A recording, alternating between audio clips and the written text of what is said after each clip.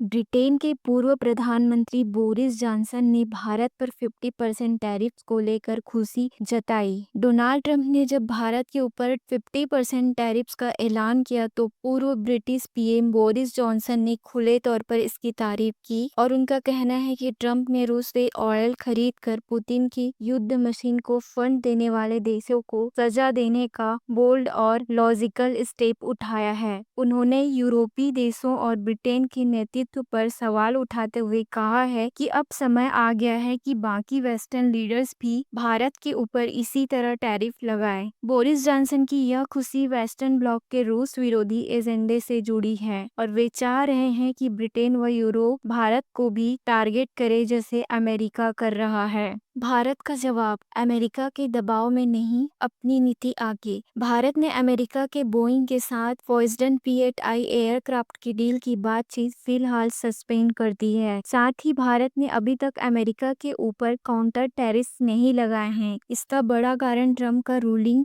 अगर Bharat revenge tariffs लगाएगा तो अमेरिका भारत के टैरिफ्स को और आगे बढ़ा देगा। इसी वजह से भारत ने संयम दिखाया और अभी अपनी कारोबारी नीति में फौरन कोई बदलाव नहीं किया। ईरान ने भारत अमेरिका दोस्ती और टैरिफ्स पर क्या कहा? ईरान के भारत में एम्बेसडर डॉक्टर इराज इलाही ने कहा है कि अमेरिका पिछले 100 सालों से अपनी इकोनॉमी को हथियार बनाकर उन देशों के ऊपर दबाव बनाता है जो अपनी नेशनल इंटरेस्ट के लिए खड़े होते हैं। उन्होंने कहा कि अमेरिका ने ईरान पर 40 साल से सैंक्शंस लगाए हैं और ट्रंप के समय अब सब कुछ खुलेआम और गर्व से किया जा रहा है। ईरान ने भारत की नीति का समर्थन करते हुए भारत के साथ एकता दिखाई। सच तो यह है कि कोई भी देश इन इकोनॉमिक अटैक से सुरक्षित नहीं है।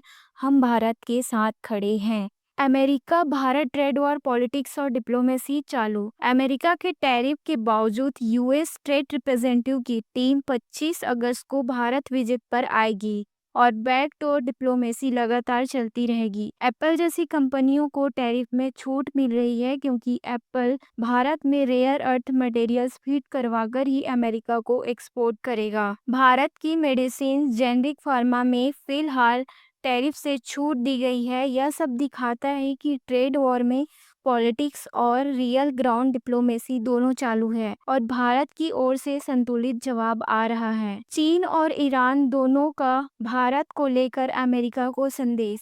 भारत पर टैरिफ बढ़ाने के बाद चीन के इंडिया में एम्बेसडर ने बयान दिया, अगर बुली को छोटा मौका दो तो आप पूरा फायदा उठाता है। यानी अगर किसी देश की गलत बात मान ली जाए तो और वह ज्यादा डिमांड्स करने लगेगा। ईरान ने भी यही कहा है कि अमेरिका कभी नहीं चाहता कि कोई देश स्वतंत्र हो, इसलिए हमेशा आर्थिक दबाव बनाता रहता है। भारत रशिया संबंध, डिप्लोमेसी और बड़े समझौतों का रास्ता खुला। अजीत डोभाल और एस जयशंकर की रूस यात्रा के बाद व्लादिमीर पुतिन के भारत आने का इनविटेशन एक्सेप्ट किया गया है। भारत ने अपनी स्वतंत्रता विदेश नीति को बरकरार रखते हुए रूस के साथ ऊर्जा, डिफेंस, न्यूक्लियर सेक्टर और जॉइंट प्रोडक्शन पर बातचीत तेजी से बढ़ा दी है। भले ही अमेरिका टैरिफ बढ़ाने और भारत पर प्रेशर डालने की कोशिश करे, भारत ने अपने ऐतिहासिक और रणनीतिक साझेदार रूस के साथ अग्रणी भूमिका निभाने का फैसला जारी रखा है।